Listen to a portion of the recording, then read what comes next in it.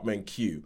And this show, I was talking about how I ended up actually watching this show. And it's one of these things where you know how Netflix every now and then they just push something and they go, this is coming, this is coming.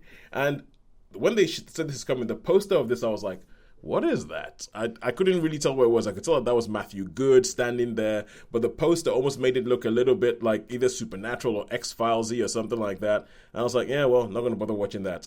And then they brought it up.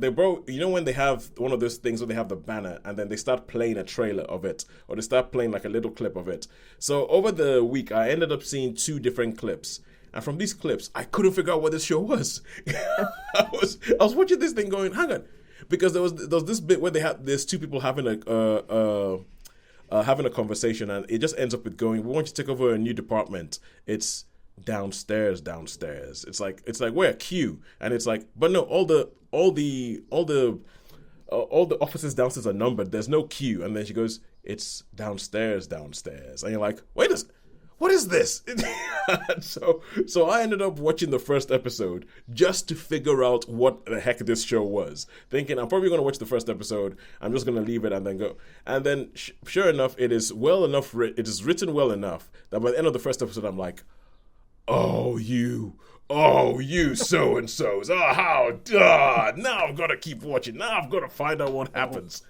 Because obviously by the end of the first episode, you figure out what kind of show it is.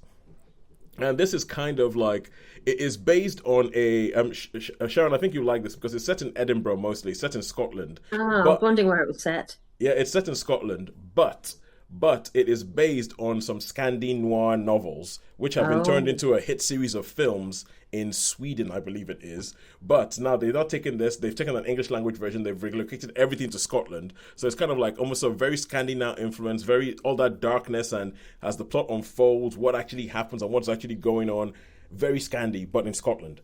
And it works remarkably well. I mean, Scotland it turns out that Scotland does dower very well. And the thing about it is you meet Matthew Good, and right at the beginning, the first thing you see on this is like police body cam footage. And this police body cam footage happens, and you realize that there's these 2 policemen have shown up at a place. Something happens, some people get shot, and then it jumps 4 months later. 4 months later, you find that he was one of the people who got shot, so he's been off duty. He has to go see not a psychiatrist, but he has to go see what's the word I'm looking for? Essentially, a counselor, yeah, like a counselor, psychotherapist or whatever. And before he can be put back on active duty. And the department, because they need a win and they want a PR win, they decide, you know what we're going to do? Somebody just solved a cold case from a couple of years ago and a missing person's case. We're going to give you a whole bunch of money, but only if you set up a department that looks into cold cases. And she's like, well, I don't have anybody to give. And she's like, hang on a second. Cold case, that is technically not active duty. So she takes this policeman who's just coming back after being shot in the neck, who nobody likes because he is your stereotypical kind of like, fill in the blank. Essentially, he's that kind of police officer, like, thinks he's better than everybody, also that kind of stuff. And they put him in the basement and they give him a whole bunch of files and say, pick one. It's like, why? Which one? It's like, we don't care. Pick anyone, because all we want is just to make the department look good.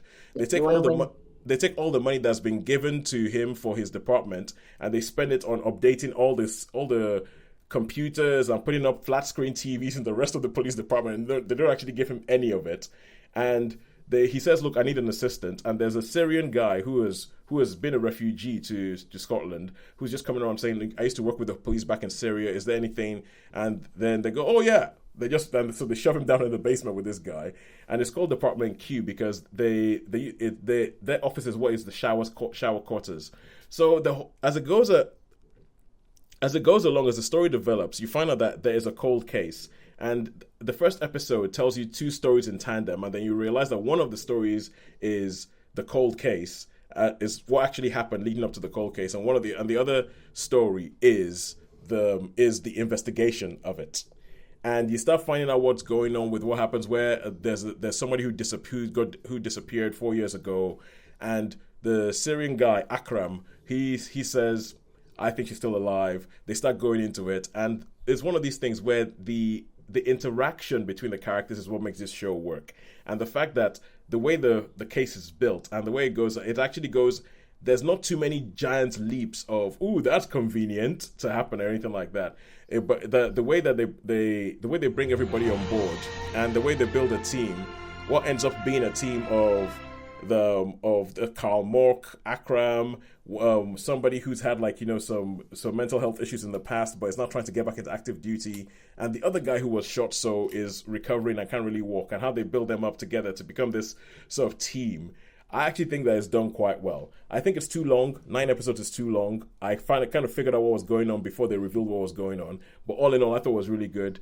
They're obviously trying to make more because there's like 9 books or something like that. So I would give it a 4 out of 5 for Department Q. And I would recommend, Sharon, definitely you, watch it because of your Scandi love.